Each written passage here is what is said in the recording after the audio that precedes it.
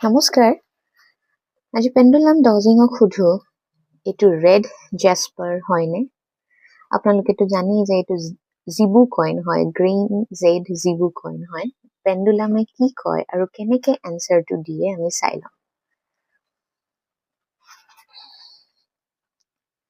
এইটো ৰেড জেস্পাৰ হয়নে? এইটো ৰেড জেস্পাৰ হয়নে? এইটো ৰেড জেস্পাৰ হয়নে? ৰেড জেস্পাৰ হয়নে? আপোনালোকে দেখিছে পেণ্ডুলামে নিগেটিভলি এনচাৰ দিছে যিহেতু হৰাইজণ্টেলি মুভ কৰিছে। এতিয়া লগে লগে সোধো, এইটো জিবু কইন হয়নে?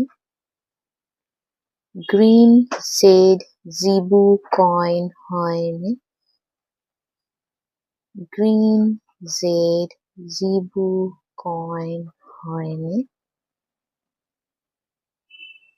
গ্ৰীণ জেড জিবু কইন হয়নে? দেখিছেনে কিমান জোৰে ভাৰ্টিকেলি মুভ কৰিছে।